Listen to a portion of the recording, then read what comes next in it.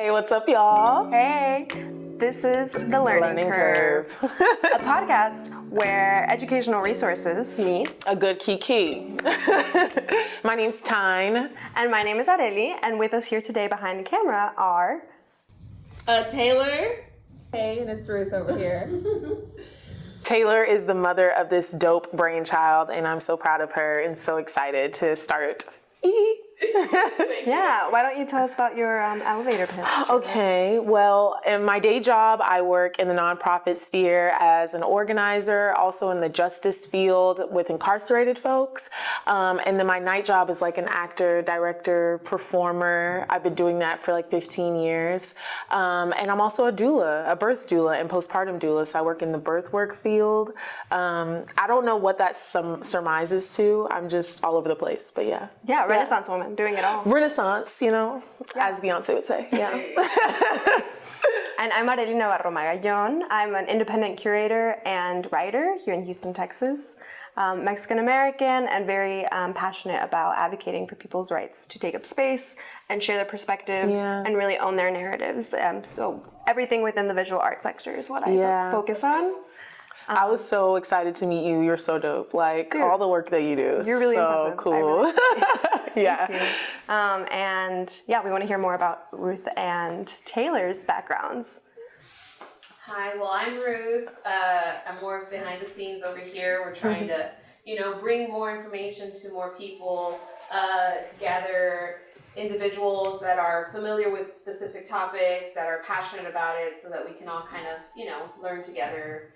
I kind of dabble about in several different things. I do English tutoring. I do life insurance. I was a government contractor for over 13 years and just trying to get more in a creative space. So we're kind of looking forward to that with this particular endeavor. Yeah. Taylor. Okay, Ruth. And I have my own media company that I'm growing. My entire life I've been in media, but I've always wanted to be connected more to community and things that are about just a bigger purpose. At the end of the day, I care about humanity. There's a lot of things that I feel like they're trying to take from us, and I was like, what you're not going to take is my voice.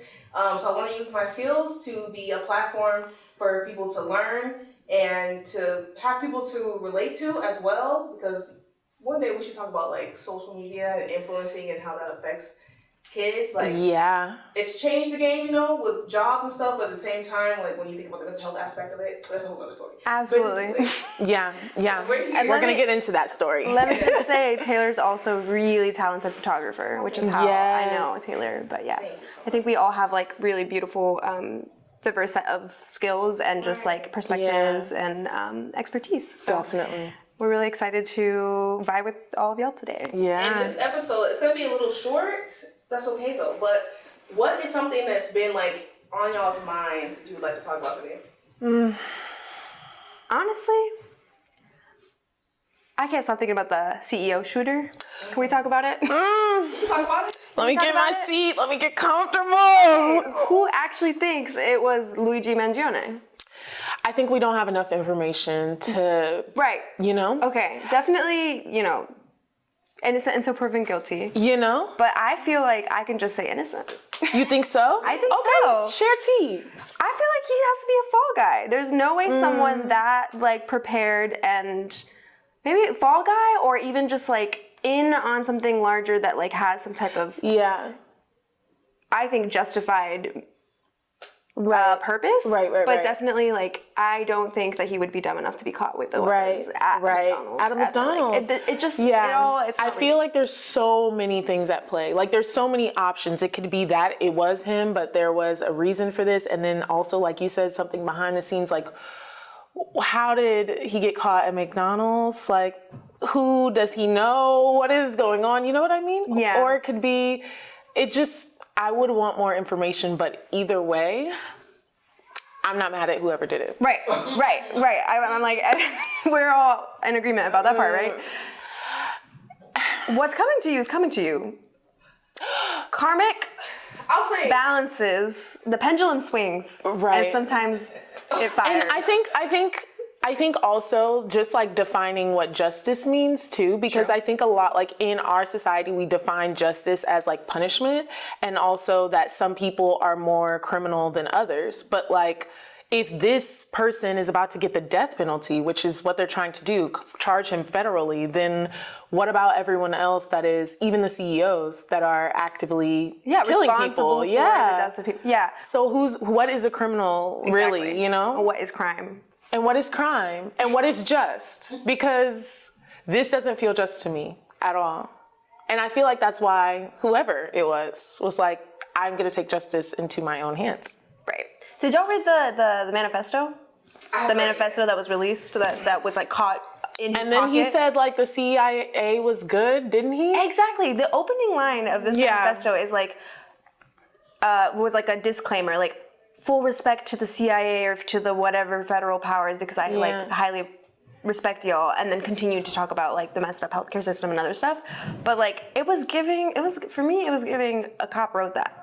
Like I mean, every manifesto that's been written that was fake, it started with like, I love my country, or the military is good, or you know, I love 12, and it ends up being fake.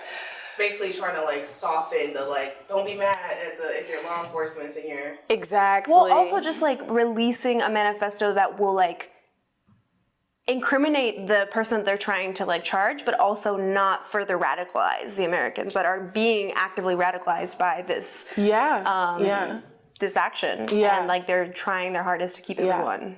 Yeah. On the and low. like they said, they found his fingerprints at the scene. When he literally didn't leave fingerprints, because we all saw the video, like he literally shot this person and left. Right. So it's like there's just so many facts that are. And y'all have seen the pictures, but it's like those are not the same eyebrows. Is that just me? I'll tell you this. I think what's strange is all the photos that they are releasing of him. Like, I'm just kind of like, this feels very photo op-y. It does. This doesn't feel like someone who did something on their own will or whatever. And then, I'm like, no, nobody, what y'all taking all these pictures of? And they're releasing them in his cell. I saw somebody on Twitter that was like, the cops are finally putting on makeup on these people, because why does he look like there's glitter on his cheeks? It's getting weird.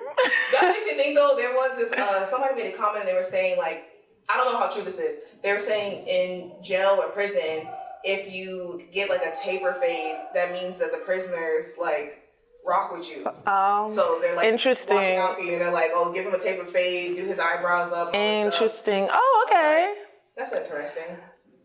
I could see that. I mean, they also like are reporting like a lot of prison support, which is again I think like concerning to people in power and like all the CEOs. Like, I'm also thinking of the many like moments of inspiration that have surged from that. Not even inspiration. I'm thinking of like the highway signs. There's a woman who said delay, defend, deny on the over the phone, and then somehow that was she's like still in prison for that. That's like crazy means to do that. But also the highway signs that people have been hacking into. Yes, I saw that. Yeah. I love that. I think we need to bring back that type of cyber hacking, public messaging. Ruth, can we get... I know, right? It's not going to be me, because I don't know how to code or any of that. Really, but I feel like that's like how movements start. Like, this is deemed like a radical action, but there's always a radical action that starts. People are already been feeling like this, feeling like neglected and ignored by the healthcare system, honestly dying from our healthcare system. So Luigi just started something. If it was allegedly Luigi, then he just, he looking for his Mario. Free my man. Free Luigi. That's what I'm saying. I don't think it was him.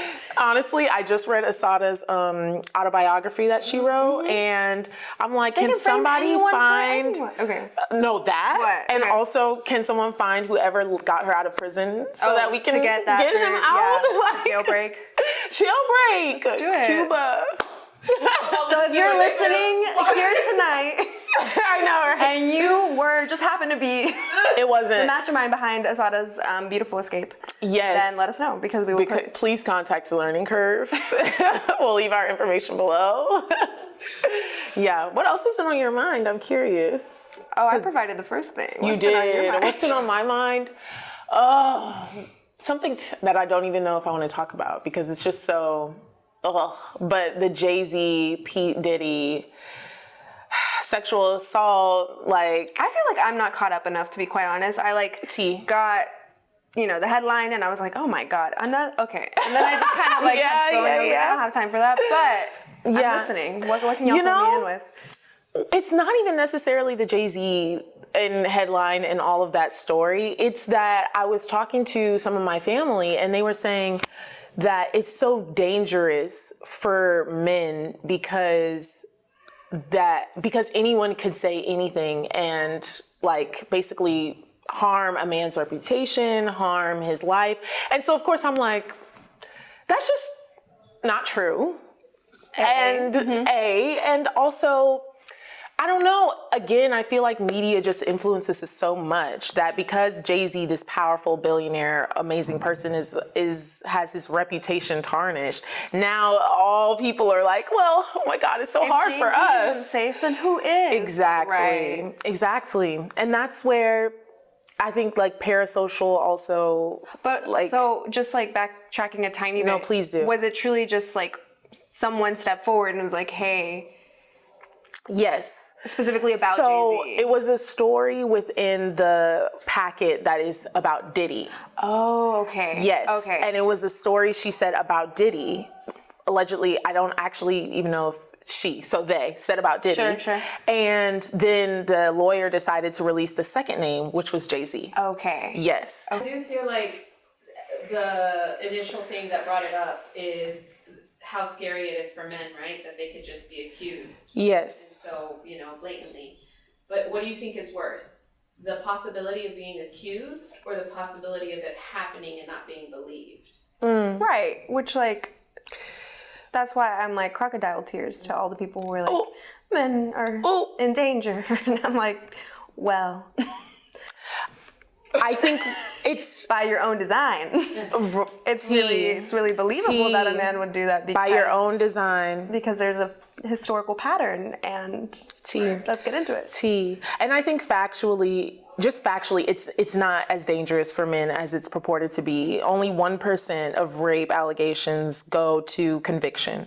I think it's actually not even 1%, it's like 0.7%. Right. So it's like, it's not factually dangerous. I think it's more dangerous to be a rape victim because in that 24 hours afterwards, you have to have a traumatic rape kit done. If you get it done, you have to go to the police. The police are also rapists. So it's just more dangerous, factually.